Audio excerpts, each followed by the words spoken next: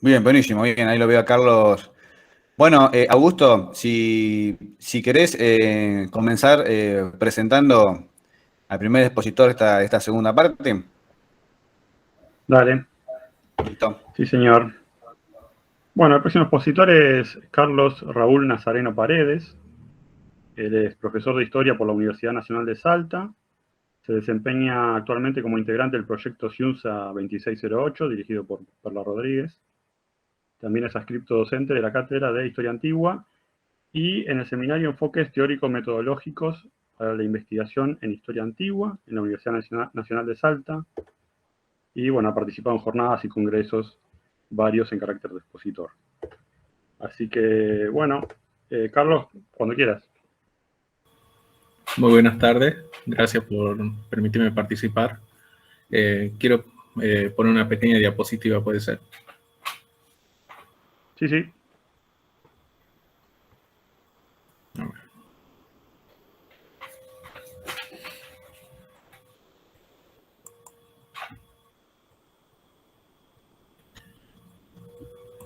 Por ahora no se ve nada. A ver, ahora, ahí Ahí está empezando. Sí, sí, se ve. sí.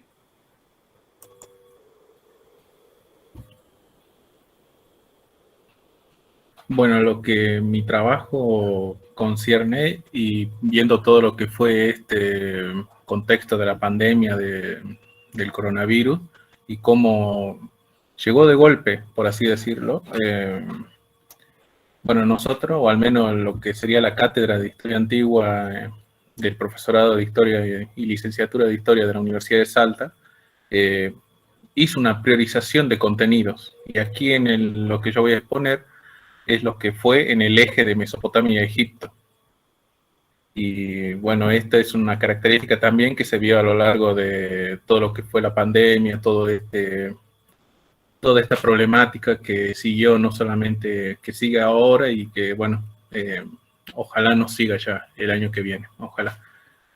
¿Y a qué voy con esto? Que, bueno, hay unas problemáticas que se ven y que trajo esta virtualidad, que como bien señalaron los anteriores expositores, yo aquí la sinteticé en estos tres ejes, que primero es la brecha tecnológica. O sea, no todos los estudiantes poseían las herramientas, no todos los estudiantes poseían alguna de las herramientas y también hasta qué punto podían combinarse estas faltas para lograr una mejor integración. Esta fue una de las primeras problemáticas que se vio. Otra fue los tiempos y grados de manejo de estas herramientas virtuales. Y aquí entra esto del trabajo asincrónico que, por lo que estuve escuchando, muchos aplicaron y que, bueno, la Cátedra de Historia Antigua no iba a ser tampoco la excepción, pero sí tuvimos que ampliar esto del manejo de las herramientas virtuales, que ya lo voy a desarrollar un poquito más adelante. Y este último, que fue el recorte de contenido, o lo pongo entre comillas porque siempre se intenta enseñar la mayor cantidad posible, o al menos que se pueda dar una cierta conexión entre la mayor cantidad de temas que puedan abordarse, por ejemplo, en la temática de historia antigua del Oriente Próximo. Y en este caso, dado los tiempos que llevaron, yo hago este concepto de recorte, porque sí, hubo una síntesis de temas, y principalmente con el programa del año 2020, porque ese es el programa que yo analicé y que bueno, también lo vivimos cómo fue este proceso, y como pongo acá en los temas, que fue una priorización, porque más que un recorte sería elegir qué temas fueron más centrales. Y una característica que tiene este programa del año 2020 es que la parte de Egipto queda omitida. No se la trata directamente a la parte de Egipto, pero sí se la analiza desde las demás civilizaciones. Y de la bibliografía que hay, no queda fuera Egipto totalmente. Se habla de Egipto, se menciona Egipto y se trabaja en todos estos contextos culturales que tuvieron interacción con Egipto dentro del eje temático que se tiene. Y bueno, acá hay un concepto que me gustaría desarrollar también más adelante, que es el de las matrices de experiencia para poder hacer esta priorización de temas. Un concepto que, bueno, lo trabaja Hernán Zapata. Bueno, el trabajo con conceptos fue primordial para lograr esta síntesis de temas y también focos problemáticos. Pero a su vez, para llevar esto de la virtualidad, no solamente se queda con este trabajo de texto, sino también hay un trabajo con las fuentes, que ya es algo que no solamente venía de programas anteriores, de años anteriores, sino que este año se pudo profundizar más este trabajo con fuentes por el acceso de las imágenes, el material digital, documentales, páginas web, etc. Y aquí me gustaría esto también desarrollar acá lo que fue el trabajo con las plataformas, que usamos Moodle, que fue una herramienta que nos proporcionó la universidad.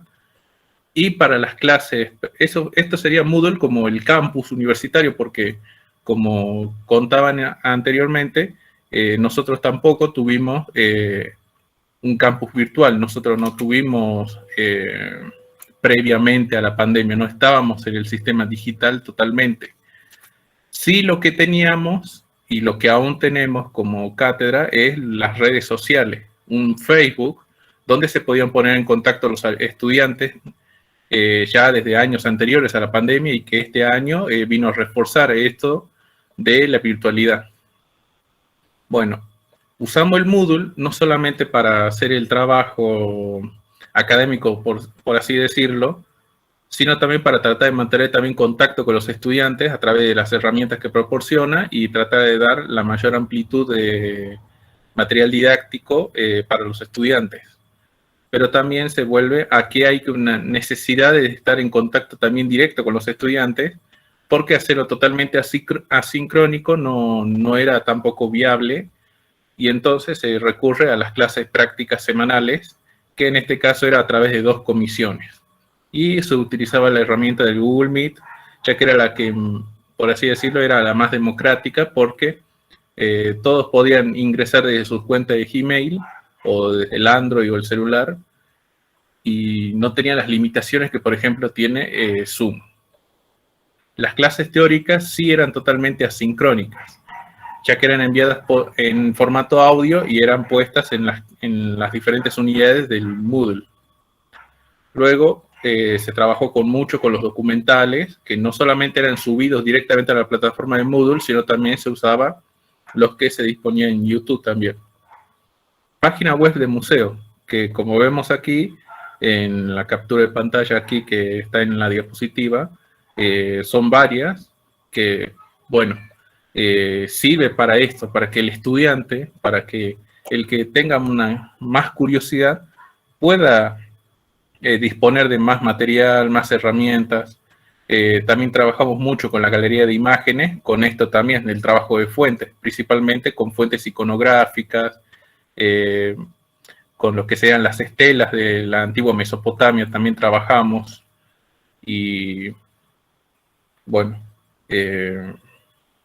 fue bastante didáctico, bastante impresionante también como algunos estudiantes, al menos yo que participaba en alguna de las comisiones como docente adscripto, se veía a los estudiantes siempre preguntando ahí los detalles de las diferentes estelas. Por ejemplo, la estela de los buitres, preguntaban qué significaba cada uno de los dibujos, de los iconos, y eso fue nutriendo las clases, las hacía interactivas las clases.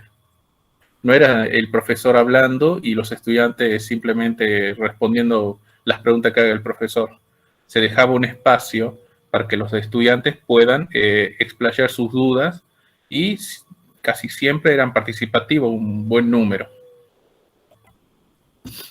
Bueno, esto también quiero desarrollar esto para ir cerrando esto de la priorización. No sé cómo voy con el tiempo. Van 8 minutos, así que podemos decir, vas exactamente por la mitad, un poquito más. Bueno, esto de la priorización didáctica histórica, que lo trabajan aquí dejo las citas que lo profundizan, principalmente la de Hernán Zapata. ¿Qué es esto de la enseñanza en forma temática? Entonces, vamos a esto de elegir temas. Y la construcción del poder, la construcción y organización del poder en los diferentes momentos de las culturas mesopotámicas fue este eje que permitió el desarrollo de los puntos del programa. Acá lo tengo anotado. Bueno, en un primer momento, el programa trabaja el periodo sumerio de la Baja Mesopotamia. En el segundo trabaja el reinado de Akkad. Luego sigue la tercera dinastía de Ur. Luego sigue el periodo paleo-babilónico de Hammurabi. Las invasiones casitas como un quinto momento. Luego viene el imperio neobabilónico. Y como octavo ya se empieza a trabajar esto del reino medio asirio y su organización legislativa y social. Y bueno, finalizando con el imperio neoasirio. O sea, tenemos un enfoque plenamente mesopotámico. Y a través de este enfoque mesopotámico es donde se empiezan a trabajar también, a través de las lecturas y los diferentes trabajos prácticos que se fueron haciendo, y también por estos encuentros semanales que se daban por el Google Meet, las diferentes civilizaciones que tuvieron contacto también, para tratar de no dejarlas afuera.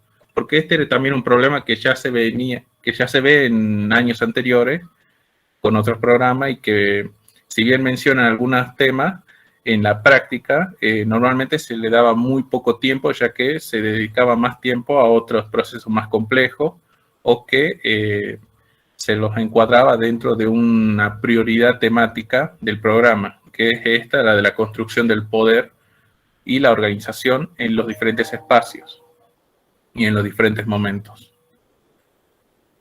Y bueno, también esto del trabajo con la lectura de las fuentes. No solamente era la bibliografía, sino también era con la fuente. Y esto del trabajo con las imágenes nos permitió ampliar este proceso. Y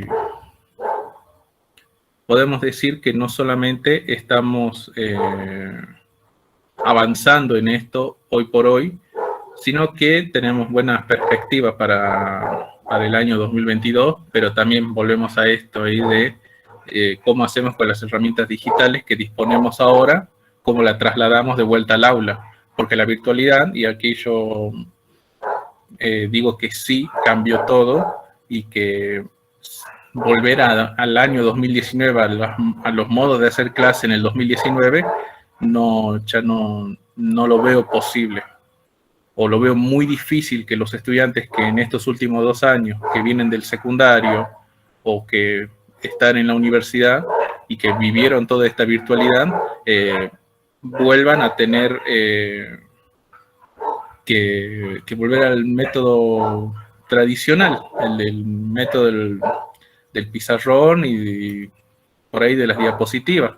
Porque los estudiantes tienen esto con lo asincrónico, una mayor libertad de interacción con los materiales que dispone la cátedra.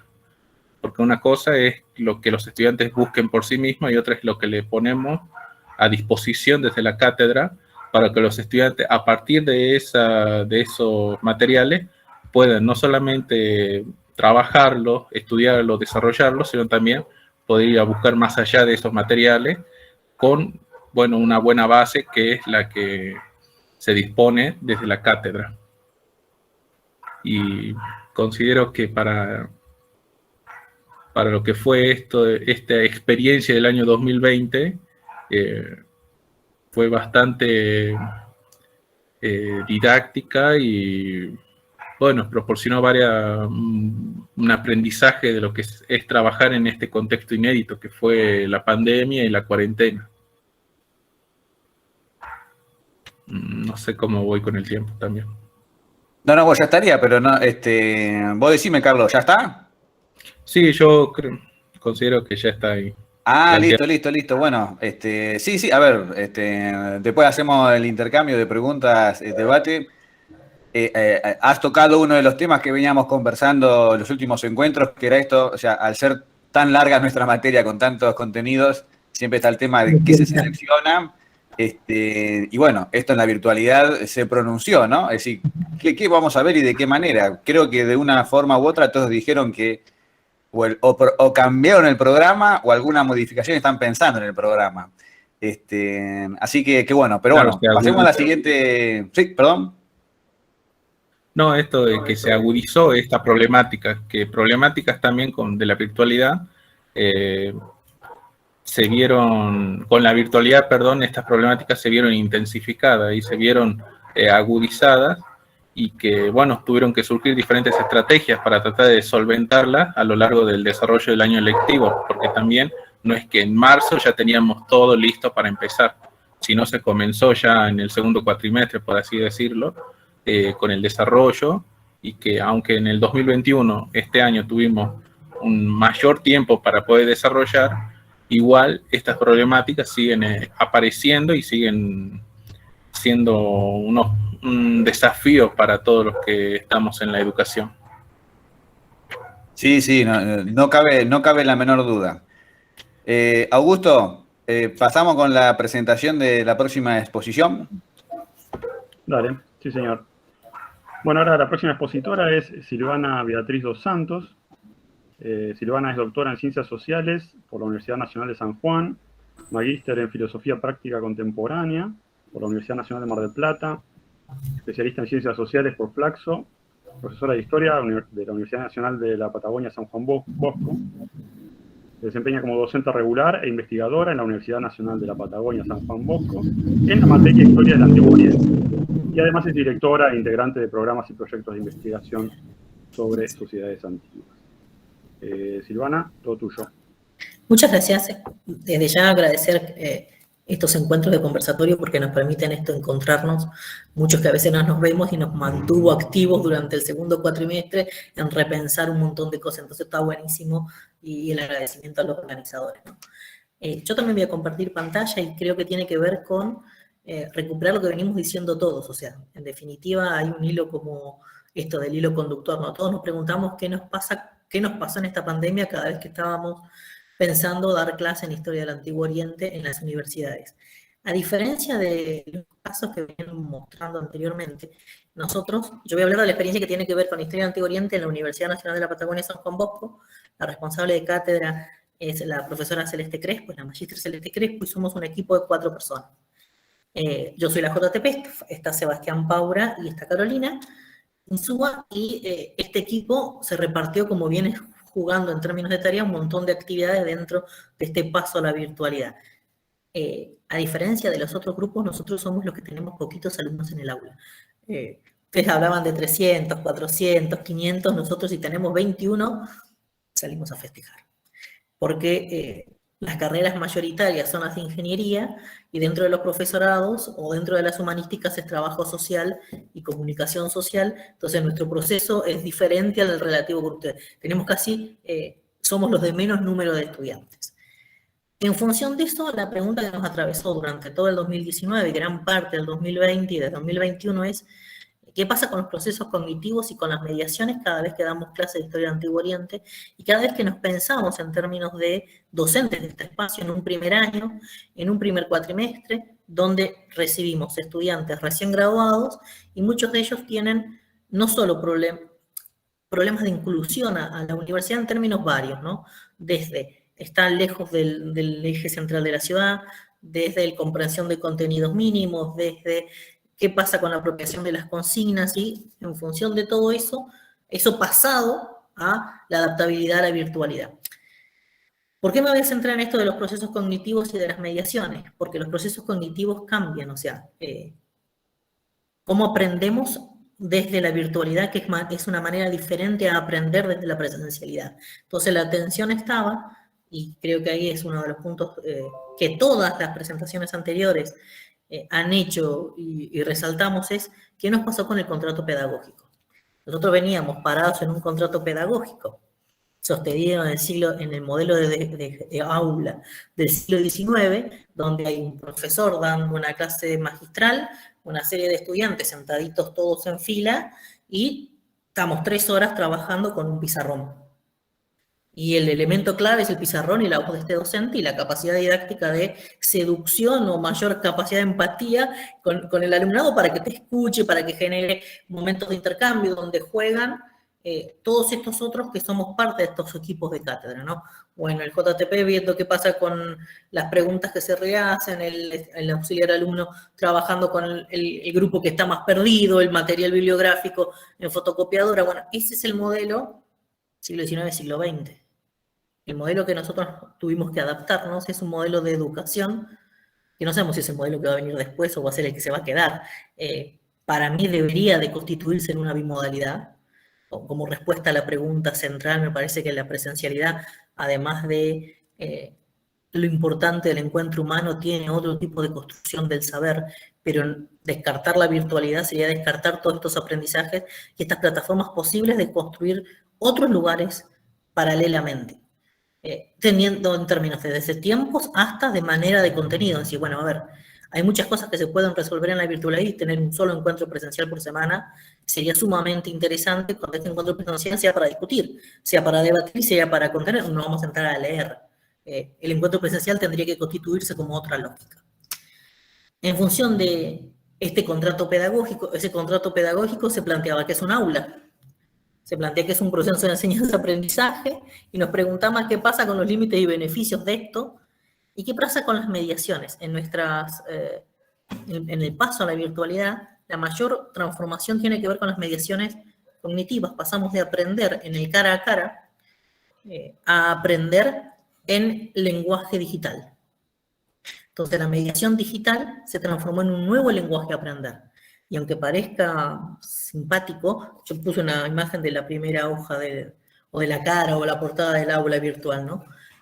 Nuestra portada estaba plagada lo primero que veíamos anuncios. Se había convertido el anuncio en una pizarra portátil. Lo importante, lo que íbamos a hacer, lo que seguía la semana, la guía de tareas, por dónde vamos funcionando, vaya anuncios que ahí es lo primero que ve. Después otro de los elementos se transformó en esto de pensar las mediaciones en cómo enseñas procesos que tienen que ver con el aprendizaje de los saberes hacer, de la operatividad del conocimiento. Entre este saber hacer, antigüedad, saber trabajar con las fuentes, saber trabajar con un concepto, aprender a hacer más allá del contenido que se está dando, implicó construir, y ahí retomo la pregunta de María, y lo hizo también Leticia, bueno, en realidad todos los que vinieron poniendo hasta acá. Fue clave el construir una serie de guías de textos base. Bueno, a ver, ¿qué es una fuente? Definamos qué es una fuente en 5 páginas. Expliquemos por qué está compuesta. Es lo mismo fuente que documento. ¿Qué les está pasando cuando se acercan a eso?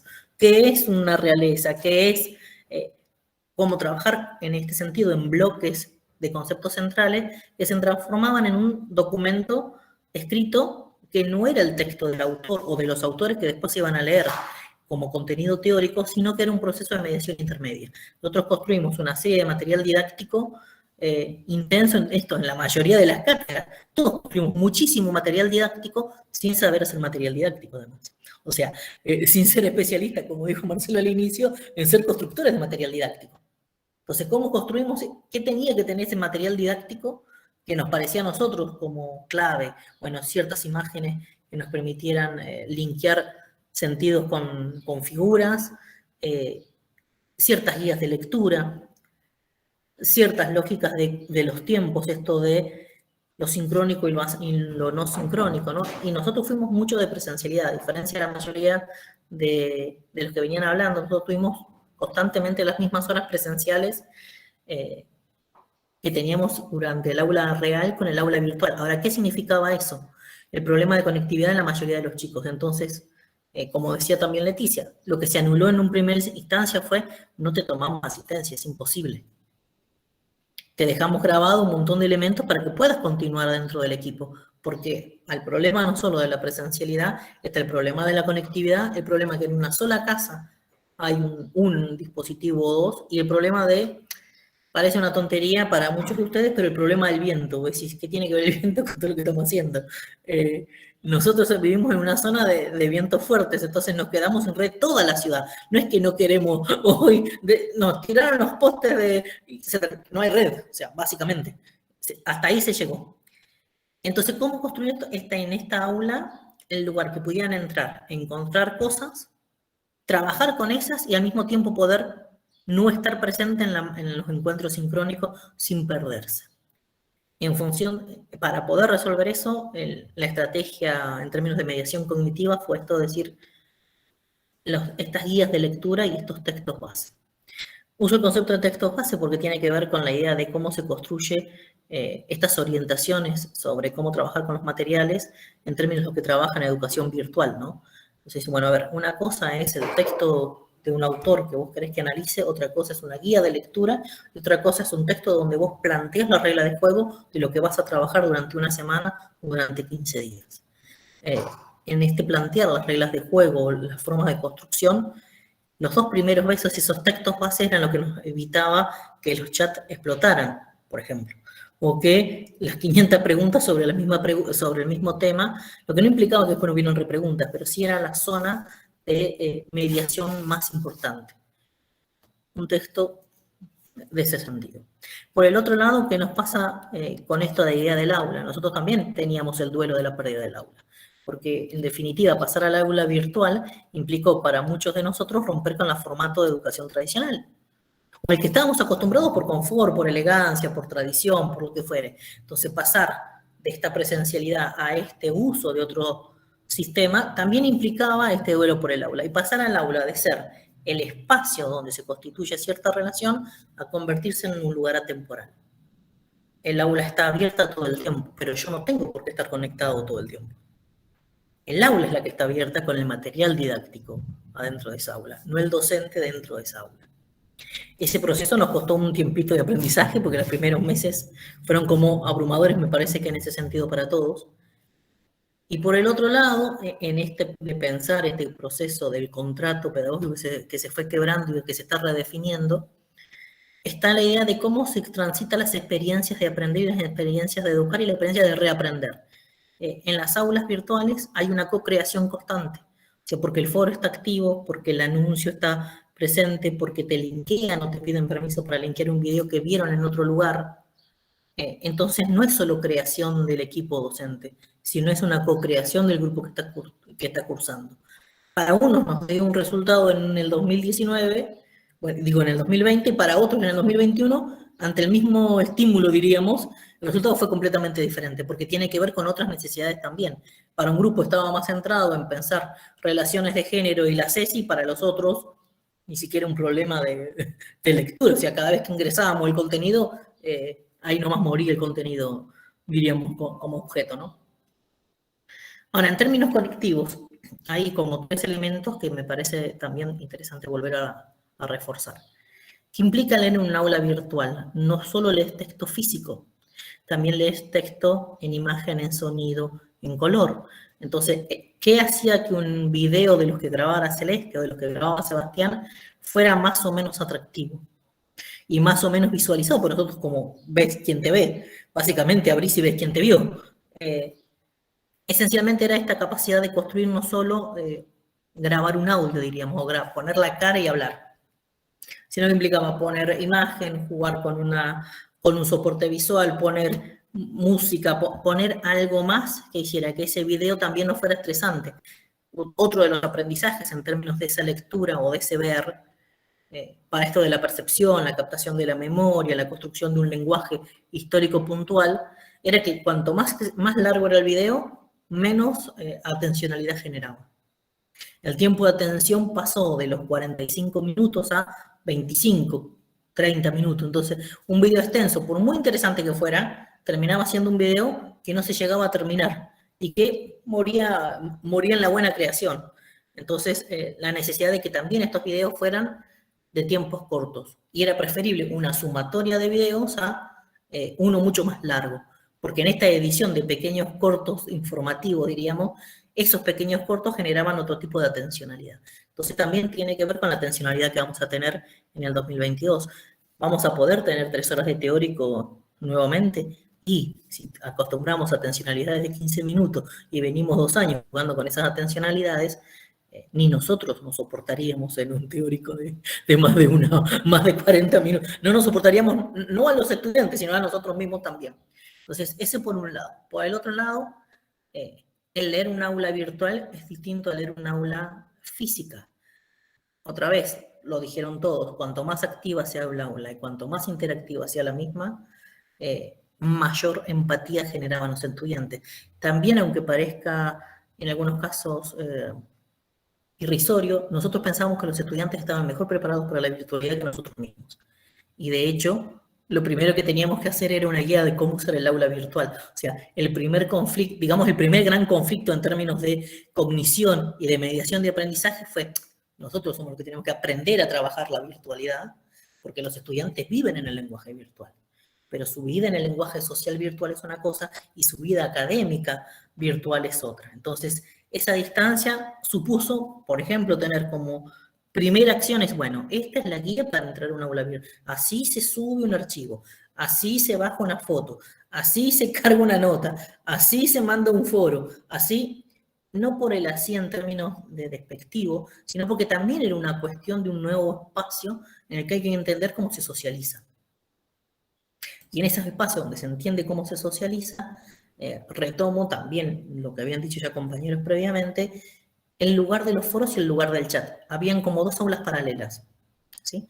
El aula en los encuentros sincrónicos que estaban mediada por lo que estaba presentándose y debatiéndose entre aquellos que abren el micrófono, levantan la mano, y el aula del chat, los que hacen preguntas y comentarios en el medio, los que iban escribiendo, y la necesidad de tener dentro del equipo alguien que estuviera constantemente a cargo del chat.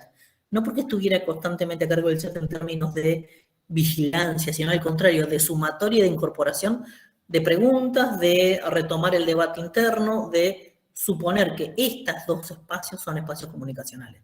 Entonces, en este espacio comunicacional, que siempre había una mayor bidireccionalidad, ahora teníamos direcciones múltiples. La dirección del chat, la dirección del encuentro sincrónico, la dirección al mismo tiempo con los WhatsApp, en el caso de los grupos de estudiantes que tenían WhatsApp con la mayoría de los chicos, y chicos que a veces tenían el teléfono pero no podían conectarse al chat, entonces mandaban un mensaje por otra plataforma, y en el mismo lugar áulico en términos de espacio de construcción del saber, las formas de comunicación rondaban entre circuitos distintos.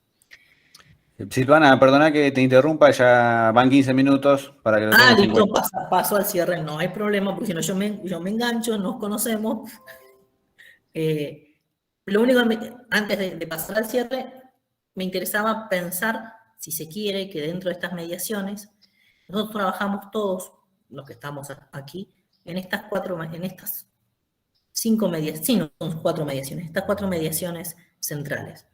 Entre las mediaciones sociales que el aula implica, que es cómo construir el equipo de trabajo, cómo cada grupo constituye su propio equipo de soporte, que tuvo que constituirse en otros escenarios, no solo porque maneja grupos virtuales, sino porque muchos de estos chicos ni siquiera no se conocían, llegan en primer año y primer cuatrimestre. Entonces a veces el proceso de acercamiento está mediado por nuestro propio... ¿Y vos por qué no te juntás con Mengano? Que viven, más o menos los prácticos vienen iguales, ustedes darían un lindo equipo, armen el práctico tal, ustedes juntos, y desconocen el espacio universitario, por tanto no saben cómo comportarse en un ámbito universitario formal o tradicional. Por el otro lado, estas mediaciones didácticas en términos de los materiales que fuimos construyendo, sin ser ninguno de nosotros especialistas en didáctica, y por el otro lado, estas mediaciones comunicacionales, nuestros registros y nuestros textos pasan de ser solamente nuestra voz y nuestra corporeidad a ser nuestra construcción simbólica del mismo. Desde el video hasta la guía y los audios. Usamos muchos audios como procesos de guía para trabajar. De hecho, dimos hasta 2 temas dentro de audios pequeñitos, porque tenía que ver con la posibilidad de que no les gastara datos. Entonces, era a veces mucho más fácil grabar un audio que grabar un mismo video en términos de la accesibilidad a ese contenido.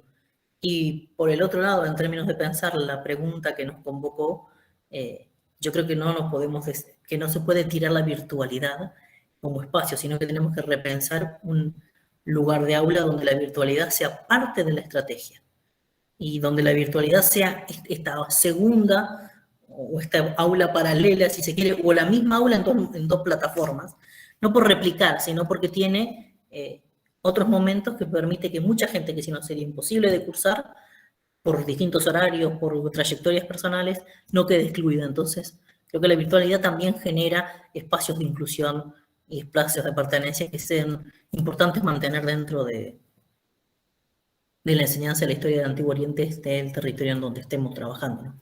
Bueno, muchas gracias. Bueno, muchísimas gracias, Silvana.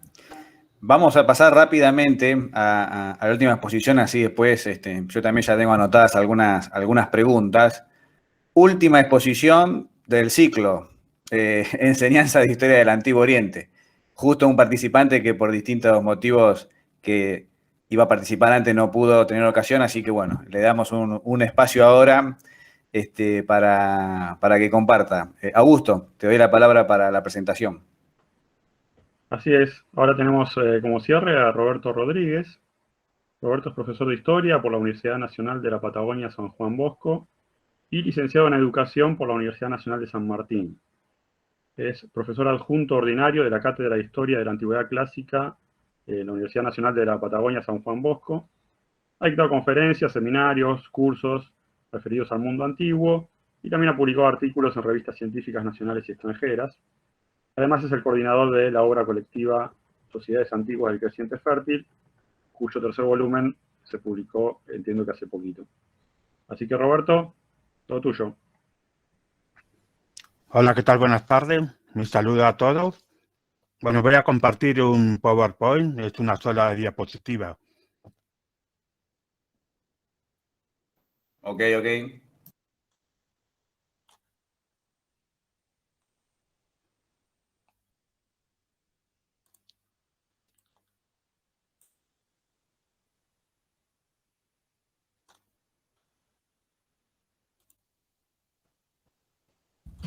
Ahí se ve. Bueno, gracias. Bueno, lo mío va a ser un relato de una experiencia que es casi similar de los que pusieron los primeros expositores hasta la profesora Dos Santos. Las experiencias son similares. Bueno, yo voy a tratar de mi experiencia en el área de la asignatura de Historia y Antigüedad Clásica, pero en su momento voy a mencionar la importancia de los contenidos de Historia Cercano Oriente. Bueno, esta materia corresponde al segundo cuatrimestre de la carrera de profesora de Historia de la Facultad de Humanidades y Ciencias Sociales de la sede de Comodoro Rivadavia.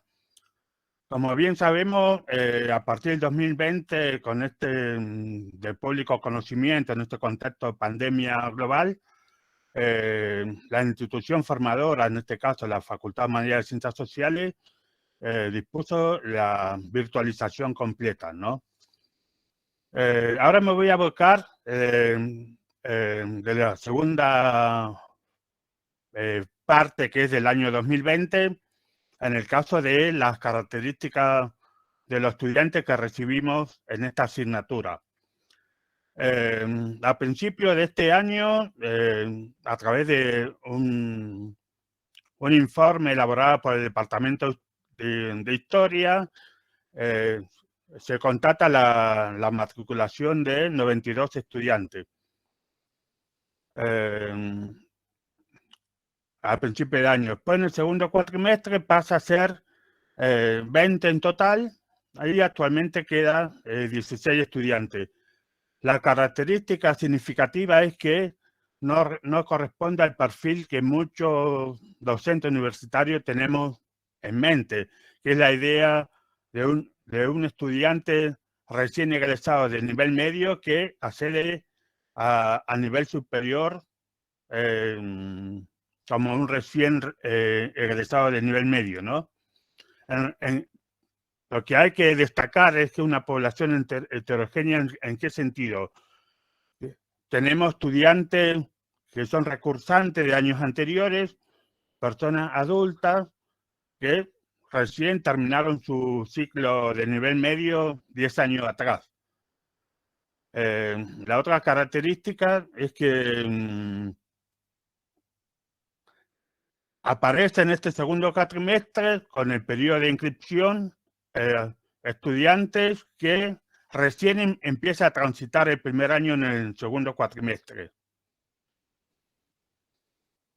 Bueno, en mi experiencia como docente, a partir de este aislamiento forzoso de la virtualidad, no me resultó muy complicado porque ya tenía experiencia del manejo de aula virtual a través de mi otra universidad, que es la UMPA, la Unidad Académica San Julián, porque tiene una modalidad semipresencial, es decir, tenemos clases presenciales cada 15 días los viernes y el aula virtual.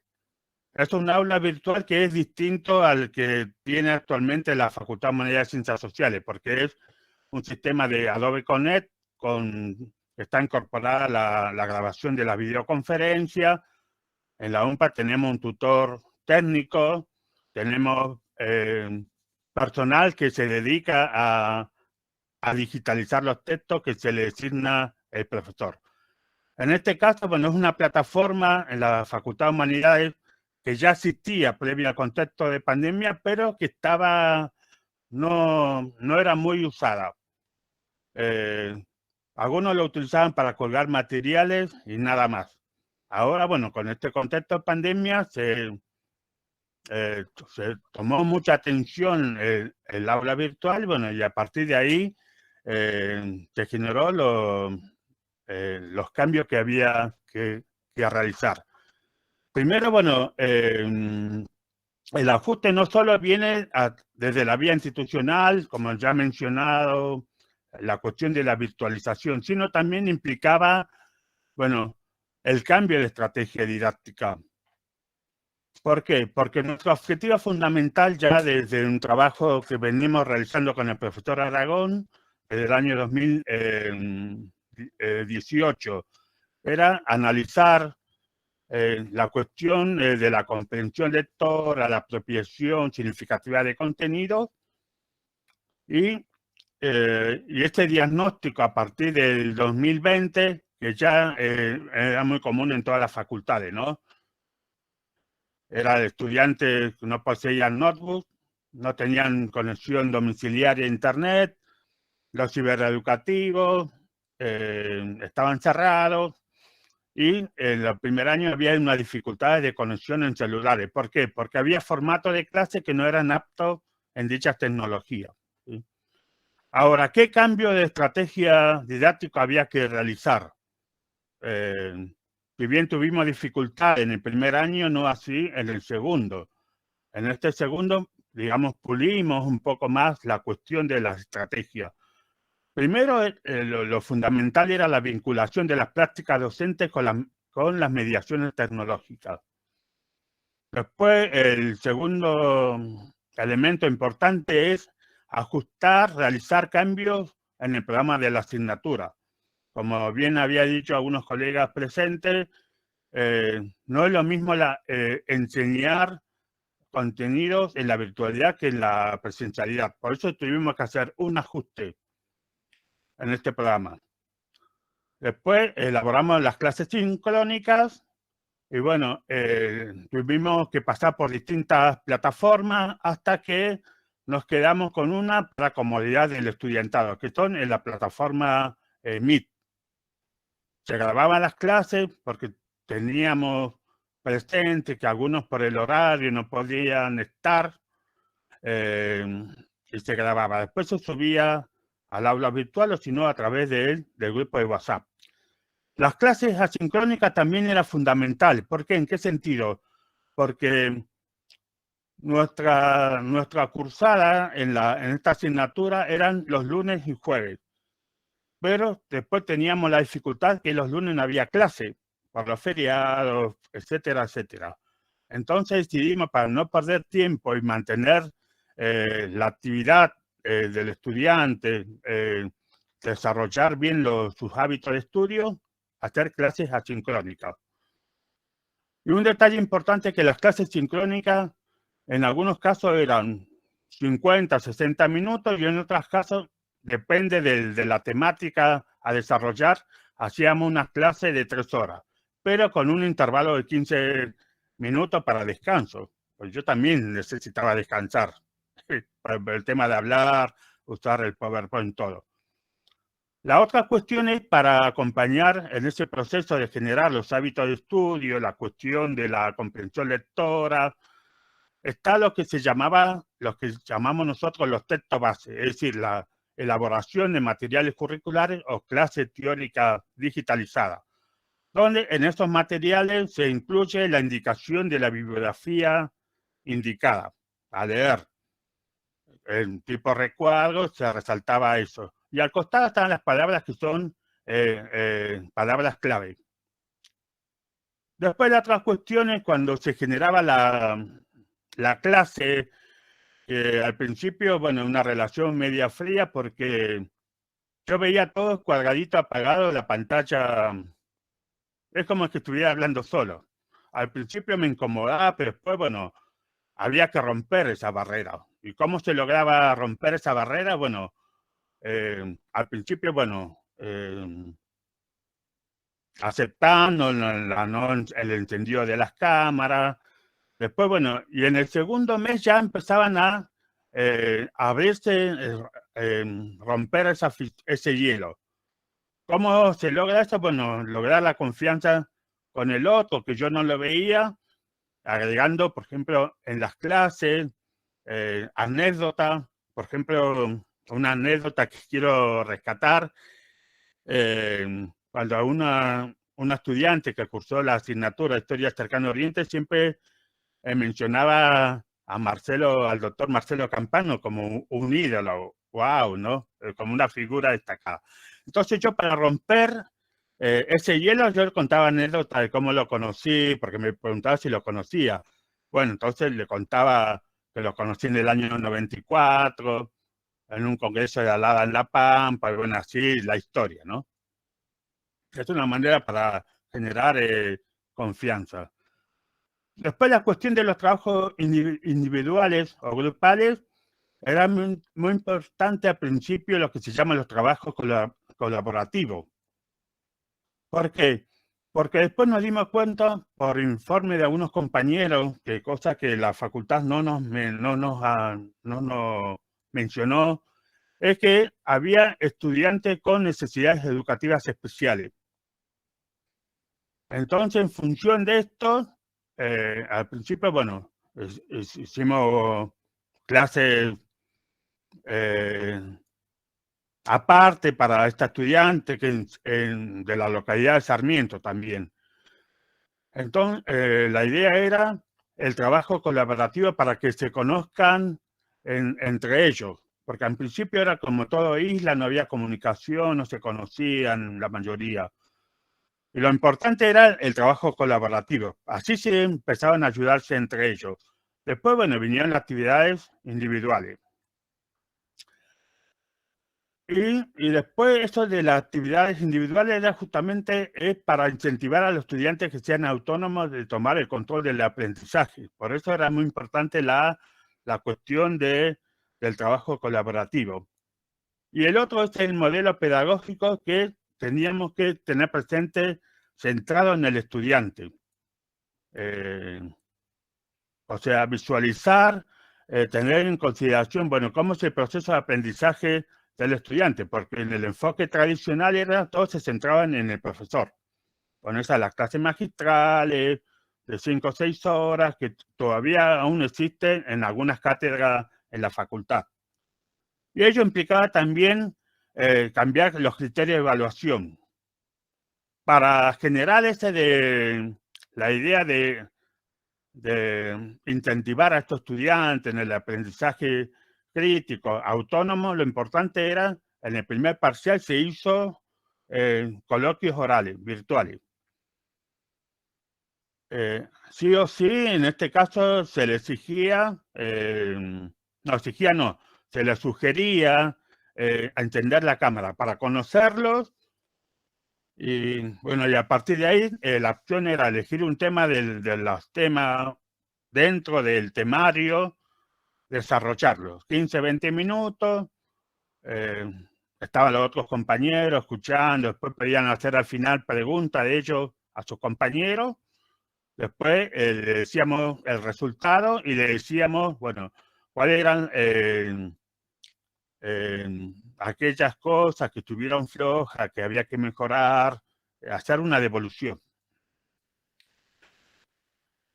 Bueno, y esto es lo que va a generar a través de este cuatrimestre, se logra una amplia participación en los foros de debates y en las clases sincrónicas. Y esto es lo que tenía que ver mucho con el concepto de las mediaciones pedagógicas, es decir, la intervención que hace el docente a través de los materiales curriculares, pero también en el acompañamiento, es decir, en ese proceso de retroalimentación en la actividad propuesta en los foros. Y a través de esto, con una cátedra que está en un proceso de formación, ya que me hice cargo en el 2017, al año siguiente se incorpora un JTP, después ahora tenemos una auxiliar alumna, entre todos pudimos sobrellevar bien las clases. Tuvimos algunas dificultades técnicas por el corte de luz que hay en Caleta Olivia, lamentablemente muy seguido, o el fuerte temporal que azotó en la región patagónica hace 3 semanas, que me dejó 3 días sin luz, etc. Y la otra herramienta que incorporamos era las consultas a través de la herramienta WhatsApp. Como había mencionado la profesora Belén Daiso, bueno, yo tuve una dificultad en el sentido de no haber aclarado previamente en qué momento se puede hacer las consultas. ¿Por qué? Porque me ha pasado un domingo a las 8 de la mañana que recibo el mensaje sobre ciertas actividades. Entonces, bueno, ahí aclaré después que de lunes a viernes, un sábado a la mañana, hasta ahí nomás. Y después, bueno, que escriban por email. Bueno, y con respecto a qué deja esto de la virtualidad, yo creo que va a ser, como dijeron todos, llegaron para quedarse, va a convivir cuando retornemos a la presencialidad, y el beneficio de la virtualidad es incorporarlo como agregar como una clase grabada y colgarla al aula. ¿Por qué? Porque en la presencialidad, como son muchos los contenidos de historia de antigüedad clásica, como yo le decía, la importancia de los contenidos del Cercano Oriente. ¿Por qué? Porque a través de lo que se llama la lectura sincrónica, hacerle la comparación, desde mi formación ya en el área, que ya tengo experiencia en la asignatura Historia Antiguo Oriente, y esto me permitía hacer una lectura de los conocimientos, el desempeño de estos estudiantes que cursaron la materia precedente. ¿En qué sentido? Por ejemplo, voy a dar 2 ejemplos. La noción de Estado. Cuando veíamos la cuestión de la cultura minoica, bueno, rescatamos el concepto que se entendía por Estado en el Cercano Oriente, la idea de Estado prístino, Estado secundario, por ejemplo, la noción de palacio, en la parte de la cultura micénica, a ver cuál era la concepción en el Cercano Oriente, la noción de palacio, concepto de economía redistributiva. Siempre trataba de hacer la lectura sincrónica. ¿Por qué? Para que tenga presente la noción del Mediterráneo como diversidad y unidad. Roberto, ahí, perdona que te interrumpa, ya estaríamos con el tiempo. Bueno, imagino que estabas por concluir. Sí, sí. Bueno, era esto nada más. Rescatar la relevancia del elemento tecnológico cuando volvamos a la presencialidad. Bueno, eso es todo. Gracias. Bueno, mil gracias, Roberto. A ver, yo creo que de paso, quienes veo que estuvimos casi permanentemente conectados a lo largo de estas casi 3 horas, creo que hemos podido conocer la forma en cómo se han organizado y han resuelto todo esto, y la verdad que yo tomé nota. Sepan que les voy a robar, entre comillas, algunas de las ideas, porque sí, porque bueno, realmente en algunas cuestiones han sido bastante originales, cosas que nunca se me hubiesen ocurrido. Pero bueno, pasamos ahora un poco a las preguntas. Recuerden que aquí en el chat, si quieren plantearlo, si no, levantan la manito en el micrófono, ya no importa, de paso también vamos cerrando. Yo me quedé pensando en esto que también decía hacia el final Roberto, el tema de la priorización de los contenidos. Y me llamó la atención ahí en Salta, como comentaba Carlos, que hayan decidido, digamos, omitir a Egipto, por lo menos de forma central, habida cuenta de que, a ver, es un tema que siempre es atractivo, ¿no es cierto?, para los estudiantes y que además hay una enorme cantidad de fuentes y de autores, ¿no?, que hacen referencia a ese espacio para plantear cosas con peso, ¿no?, significativas para los temas de historia antigua, como decía también el tema, Roberto, el tema del Estado, entre otros. Yo quería saber un poquito más, no con ánimo de comisario, porque sacan un tema y ponen otro, sino que, bueno, en esta ardua decisión que uno siempre tiene que hacer entre incluir y excluir cuestiones, ¿por qué Mesopotamia a favor y Egipto en contra? Es decir, ¿qué fue lo que primó allí? Para conocer un poco por qué llegaron hasta esa decisión. Bueno, sería más bien por esta conexión que se puede hacer con la otra unidad, porque el programa estaba dividido en dos bloques, el del Oriente y el del mundo clásico. En el mundo clásico también se tuvo que ir como priorizando también algunos temas para tratar de hacer una síntesis de lo que es el mundo antiguo. Y en esta síntesis, Mesopotamia jugaba un papel central, más bien como un eje para poder ayudar a conectar las demás civilizaciones. Si bien con Egipto tenemos también esta conexión, es más fuerte o hay más conexiones posibles para trabajar desde Mesopotamia también. O al menos eso sería un punto que se tomó en cuenta.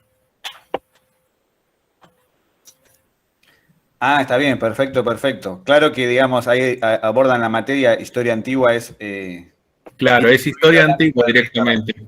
No es como en otras universidades que está separado el Oriente y el mundo clásico. Aquí es todo en un año, una materia anual donde se trabaja aquí y normalmente en el segundo cuatrimestre se empieza a trabajar lo que es el mundo clásico de Grecia y Roma, pero el primer cuatrimestre se trata de trabajar todas estas civilizaciones de Mesopotamia, Egipto, Persia, hititas, y se trata de hacer una síntesis, o al menos se hizo una síntesis en este caso en el programa del año 2020, a razón de esto de la pandemia del COVID-19. Ok, bueno, muy bien, bueno. Es interesante igual ahí ver cómo se intenta buscar una centralidad de los temas ahí, porque hay que buscar una conexión también. Sí, bueno, está el tema del recorte siempre espacial que entra, el tema también de lo temporal, pero también el recorte a veces se hace por lo temático, ¿no? Es decir, por ahí temas que uno dice, uy, me gustaría trabajar alteridad, bueno, por este año no entra la alteridad, ¿no? Para darle mayor protagonismo a otros temas. Pero bueno, a ver, otra cosa que me parece que hemos compartido aquí la gran mayoría, que a nivel, digamos, de educación superior hay equipos de trabajo, ya sea de 2 o 3 personas, a veces de 10 o más, y tenía una forma de funcionar cada equipo de trabajo en la presencialidad. O sea, me imagino que, digamos, que también se modificó, a veces para bien o para mal, la forma de trabajo. Y ahí Silvana daba cuenta, ¿no?, que había un equipo y siempre hay alguno que se destaca más por el uso de la tecnología, otro que se destaca menos, pero bueno, contribuye de otra manera. Pero bueno, la pregunta iba por ese lado. Bueno, si cambió en algo o no, ¿no es cierto?, la dinámica de trabajo al interior del equipo docente. Y también destacar esto último, que todos lo notamos, de que con este verso, si se quiere, de no, los estudiantes ya vienen con la tecnología, digamos, incorporada, la verdad es que nadie viene con incorporado nada y hasta que uno tenía que explicar cómo hacer para numerar una página en Word, ¿no es cierto? Porque no lo tenía presente gran parte importante de los estudiantes. Póngate Claro, hay una fuerte contradicción, ¿no? Así que, pero bueno, Silvana, con respecto a esto último y la dinámica de trabajo, sí. Nosotros veníamos en el trabajo, en el aula física, digamos, en el aula espacio, edificio universitario, teniendo mucho más teórico-práctico que teórico por un lado, práctico por el otro, porque teníamos la posibilidad de lo que veníamos haciendo la mayoría de nosotros de ir acomodando la clase en otro sentido. Entonces, las 6 horas formales implicaban que no pasaran los 2 días de este día es teórico y este día es práctico, porque se transitaba de otra manera. Al pasar a la virtualidad, donde sí o sí en algún momento tenían que tener datos para entrar en el debate de los prácticos, fue necesario esta separación, si se quiere, que no es una separación irreal, porque nosotros estábamos en las dos clases, o sea, de hecho, estaba el equipo completo igual, pero la dinámica del guiado de clase era diferente. Pasó lo mismo con el rol de quienes digitalizan y quienes orientan.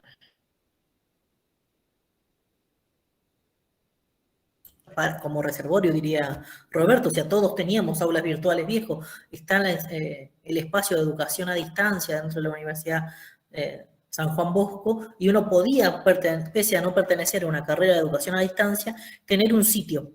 Y en ese sitio habíamos comenzado a construir muy artesanalmente ciertos reservorios de documentación para aquellos que no podían sacar la fotocopia. Entonces el aula virtual pasaba a ser el registro de los materiales digitales para aquel que no podía comprar el material papel y podía acceder al material digitalizado. Entonces venía funcionando como eso. El aula virtual era el que no puede sacar las fotocopias porque le es imposible económicamente, lo tiene físicamente en virtualidad. Entonces el aula ya tenía también una dinámica de funcionamiento interna y teníamos como ciertos roles muy claros. Yo te armo la guía de cómo se hacen ciertas operatividades porque soy más práctica en esas cuestiones, y Celeste tenía el apoyo de la hija para grabar los videos. Entonces también cada uno explotó los recursos personales y los familiares. En términos técnicos, todos vemos, bueno, a ver, ¿quién sabe hacer tal cosa? Bueno, listo, ese suple y le enseña al otro. Y en este proceso también implicó una mediación como equipo de cátedra también diferente, porque nosotros tuvimos que reconfigurar nuestras propias lógicas de funcionamiento, con roles distintos internamente y con roles de sostenimiento también. Si Celeste estaba a cargo de lo sincrónico, yo estaba a cargo del chat. Si Sebastián estaba a cargo de la corrección o el armado de los videos, y así nos íbamos los cuatro con Carolina, supliendo no en espacios, pero sí haciendo que cada espacio tuviera ojo de contención. No el ojo para todo mirar y todo lo controlar, sino al contrario, para esto, tranquilo, no te vayas, no te perdiste, cuida. Y como decía Roberto, nos dijeron que eran 90, pero en la práctica nunca fueron más de 20. Entonces, entre el informe de los 90 que vos te preparás para dar clase a 90, a contener un grupo de 20, es completamente distinto en términos incluso de seguimientos. Y de empatías que uno va generando también. Para los chicos, hasta nosotros, porque nosotros, depende cómo es lo correspondiente, tenemos como temáticas tópicas, o sea, quien da poder y Estado es fulana, quien da economía es otro, quien da arquitectura es otro, y está como ya las caras, hoy que bien, entonces habla mengano. Entonces le preguntamos para mediar a otro dentro del equipo. Y en esos procesos me parece que también está esto de pensar el aula como el lugar que a veces hacía que la reflexión de la clase llegara 1 hora y media después. O sea, trabajamos la clase, hicimos el ejercicio, estuvimos en el encuentro, pero decantan en el sentido positivo de la idea de decantar, o sea, uno cae en la idea en un momento de reflexión posterior. Entonces se podía esa idea de reflexión posterior mantenerse activa, que en un aula física implica vernos dentro de una semana. Y en un aula virtual implica usar el foro. Profe, pensé esto y vi tiene que ver por acá, porque me quedé pensando en tal otra situación. Entonces, ese espacio me parece que no lo tendríamos que perder. Porque implica que también en estos procesos de participación, que son diferenciales en términos de tiempos y en términos de apropiaciones, en el foro abierto continuamente, por más que uno no contestara continuamente, es el espacio que enriquece y mantiene el equipo sintiéndose parte del equipo. Y esa mediación de los foros me parece que no me puedo imaginar un aula posterior en el 2022 sin ese espacio, por ejemplo. Donde la pregunta y la respuesta a veces ni siquiera la contestábamos nosotros.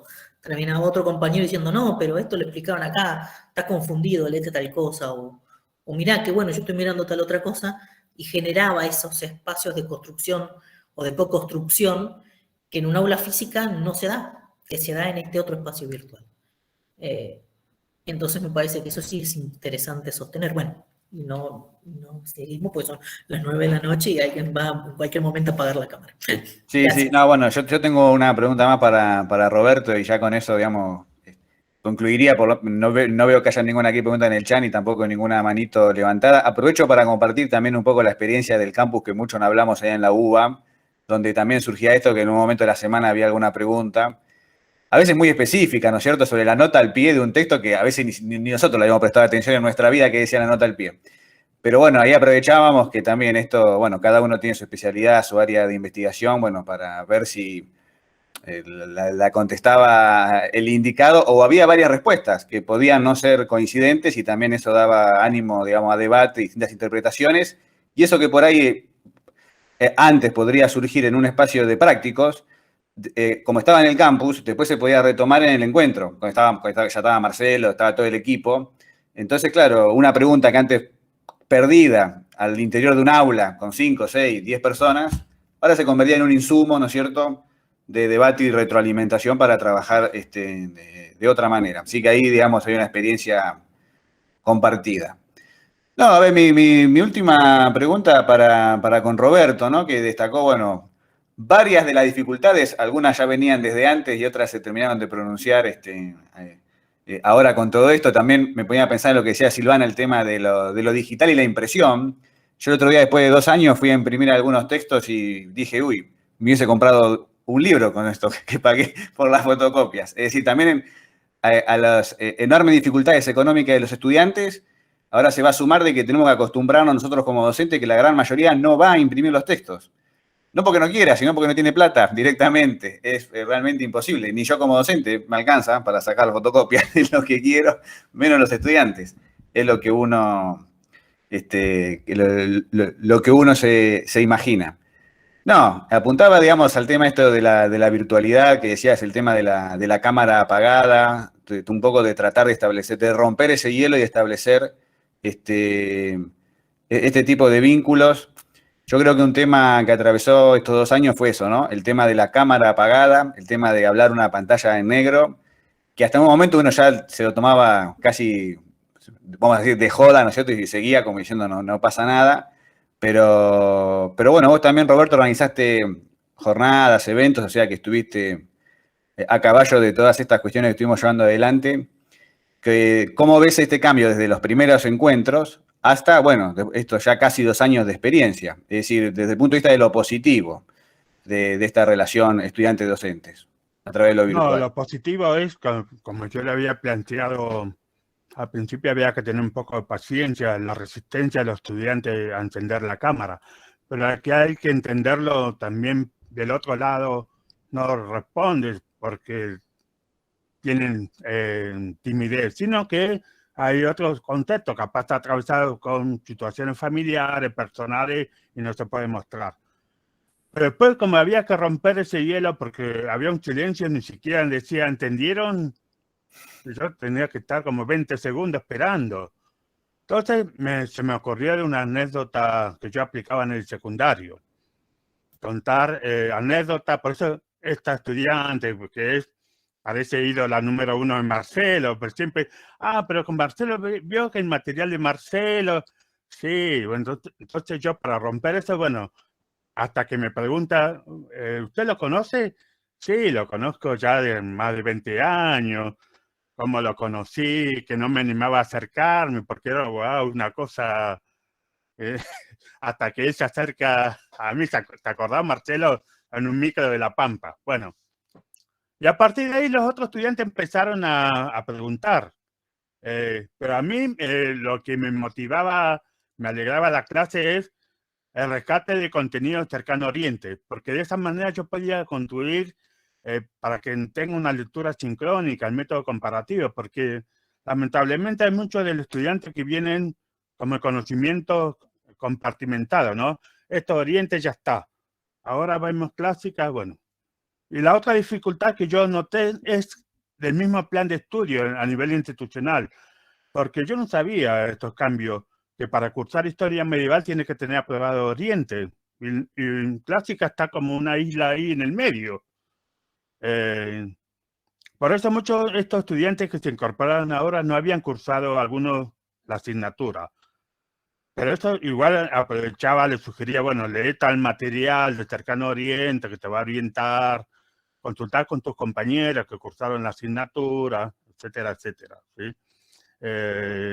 Y eso fue un elemento muy, muy valioso. Tal es así que ayer me comunican que cuando termine el coloquio final, después de los exámenes, quiere que nos encontramos en Comodoro Rivadavia en una confitería, conocernos todos ya personalmente. Eso es buenísimo, es un logro, un punto muy positivo.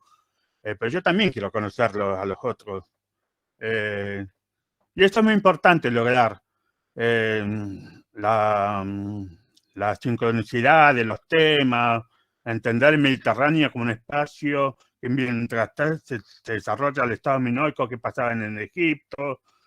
Bueno, esto también sirve para la materia que sigue, cuando vean medieval, que tienen que rescatar lo que vieron en clásica. Lamentablemente, en la última unidad no llegamos. Armé una clase, el concepto de antigüedad tardía. Pero este año puedo lograr que generó debate el tema del Palestina romana y los orígenes del cristianismo, para que entienda el tema del judaísmo, cómo entonces rescata lo que vieron de Israel en la materia anterior. ¿Sí? Hay que tener un poco de paciencia, si son estudiantes, más ahora lo que se viene, porque ahora tenemos presente, por ejemplo, de Santa Cruz, están aprobando lo del 5º año secundario por decreto. Hay estudiantes que llevan, me contaban colegas, tienen 10 materias de 4º año, 8 de 3º, entonces ya están especulando con un decreto. Y pasan sin hacer nada, en el 5º año también, acá en Santa Cruz. Ahora lo que nos espera a nosotros cuando recibamos la universidad, pues hay que trabajar bastante la cuestión de la alfabetización académica, la comprensión lectora, nos va a pasar a todos en la carrera respectiva. Bueno, era eso, nada más. Bueno, sí, nos quedan muchos desafíos por delante. Bueno, yo no quiero estirarlo más. Yo quiero dar la palabra primero a Marcelo Campaño para que nos refresque la memoria sobre este congreso que va a ser el año que viene, y después darle la palabra a Perla para que cierre y haga también importantes anuncios de cara al año que viene. Marcelo. Bueno, fenómeno. Una postilla más, más que ya ahora la cuestión de cómo dimos clase durante la pandemia, es este tipo de encuentros, ¿no? Acá estamos reunidos gente desde que dan clase desde Jujuy, Salta y Formosa hasta Chubut y Santa Cruz, pasando por un montón de provincias del medio, ¿eh? Ahí veo las caras, ¿no? Veo Catamarca, Santa Fe, Entre Ríos, provincia de Buenos Aires, en fin, es medio mapa, por lo menos. La mayor parte, creo casi todos, nos conocíamos de antes de la pandemia, pero no es tan fácil armar este tipo de cosas si no hubiéramos tenido el acceso que estamos teniendo ahora a la tecnología de este tipo de Meet o Zoom o lo que sea. La verdad que en eso también nos ha dado una mano la tecnología. Digamos, yo insisto, no soy un gran partidario de agarrarme de las vestiduras por otras cosas, pero creo que vale mucho la pena, ¿no? Digo, la posibilidad esta, en poco tiempo se puede armar este tipo de encuentros que se podrían hacer con cierta sistematicidad, como lo está haciendo el instituto, bueno, el nuestro y el de Salta también, para el caso. Digo, este tipo de oportunidades de compartir experiencias, así, ¿no? Sin mucha pretensión, ¿no? No se necesita que sea nada demasiado rimbombante, ¿no? Pero el espacio se puede generar con alguna rapidez y eso está muy bueno, ¿no? Así que bueno, nada, es otro elemento para también tomar en cuenta. Bueno, no, respecto de lo otro, de lo del año que viene, estamos avanzando ya ahora de manera, no sé si todos han visto ya la página que tenemos del 7º Congreso Iberoamericano de Egiptología. La verdad que es una oportunidad muy interesante de posicionar la egiptología en particular, pero los estudios de historia antigua oriental en general, en un contexto más amplio, ¿no? Este congreso es, digamos, en el ámbito hispanoparlante, es el más importante de lejos, de egiptología me refiero, por supuesto. Tiene 6 ediciones anteriores en España, en Portugal. Es la primera vez que, digamos, hubo consenso para traerlo para este lado, así que también es un reconocimiento de la gente de allá, del tipo de trabajo que hacemos desde acá. Nos ha tocado hacerlo en este contexto muy, muy difícil de prever, sobre todo eso, ¿no? Menos la adversidad general que las dificultades de prever en particular, ¿no? Pero bueno, lo vamos a hacer de una manera o de otra, esto ya es un hecho. Así que, nada, yo les invito a todos a acompañarnos en este evento. Insisto, no hace falta hacerlo de manera presencial en Buenos Aires, si es que esa posibilidad se encuentra abierta, esperemos que sí. Ya hay mucha gente también de afuera que quiere venir, pero también dependerá de las mismas circunstancias. Pero bueno, ahora estamos cerrando, creo que lo decía Pablo al principio, pero lo voy a recordar yo ahora. Ahora mismo, 30 de noviembre, cierra una preinscripción que para nosotros es muy importante porque nos va a permitir tener ya, digamos, la población general. Es una prescripción en la que solamente estamos preguntando básicamente si la gente quiere asistir o presentar un trabajo y si pretendería asistir de manera presencial o virtual en caso que las dos opciones estén disponibles a la vez. Así que los invito a inscribirse, así tenemos también ya el mapa general. Después, a partir de eso, ya se abre el plazo para la presentación de abstracts, que por supuesto van a ser evaluados. Piensen ustedes que habrá una selección en función también justamente de los aforos, de las posibilidades que tengamos de trabajo presencial, de la distribución entre lo presencial y lo virtual en caso que esto sea posible. Pero bueno, para eso hay un comité académico bastante numeroso de especialistas de la península y algunos de este lado del charco. Y bueno, hay bastante trabajo por delante, pero también bastante ganas de que este evento tenga lugar de este lado y que podamos seguir posicionando este tipo de disciplinas en una escala internacional, que creo que estamos en condiciones de hacerlo. Siempre tenemos más dificultades en términos de presupuestos y este tipo de cuestiones, pero no tantas desde el punto de vista de la materia gris que tenemos para poner y de las ganas de hacerlo, ¿no? Es importante. Y estos medios que como otra vez que estábamos comentando, también nos acercan y democratizan las posibilidades de acceder a participar de un congreso que de pronto, desde el punto de vista de un viaje, de una financiación para poder ir muy lejos, no hubiera sido posible. Así que bueno, nada, yo los invito así como calurosamente a que se sumen a la movida y vamos a ver cómo nos sale. Bueno, por mi parte los saludo a los chicos, les agradezco mucho el aguante de hacer este tipo de actividades, de sostener los espacios.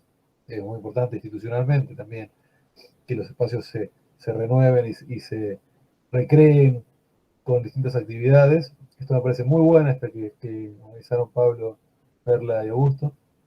La verdad es que la agenda mía está que explota, así que no estoy muy en condiciones de prenderme en todas, pero bueno, nada, el espíritu de lo que veo hoy me parece muy positivo y hay que seguir para adelante. Bueno, abrazo, che, para todos y estamos en contacto. No sé quién sigue, Perla. Abrazo. Sí, gracias, Marcelo. Bueno, nosotros queríamos aprovechar justamente para mencionar una de las posibilidades que se nos abrieron justamente gracias a esta experiencia de la virtualidad y cerrar un poco con esta presentación la opción que nos ha mantenido trabajando en estos últimos meses, y es que hemos logrado generar una diplomatura de posgrado en Sociedad y Cultura del Mediterráneo Antiguo como oferta formativa para el 2022, ¿no? Así que, bueno, invitarlos a sumarse, sea a través de la participación como de la difusión de este tipo de actividad, que entendemos es una buena propuesta justamente para aquellos que nos dedicamos al mundo antiguo. Verán que el equipo de docentes es variado e incluye, bueno, a nuestros Augusto y Pablo, pero también a Álvaro Moreno y Agustín Moreno, de la Universidad Nacional de Córdoba.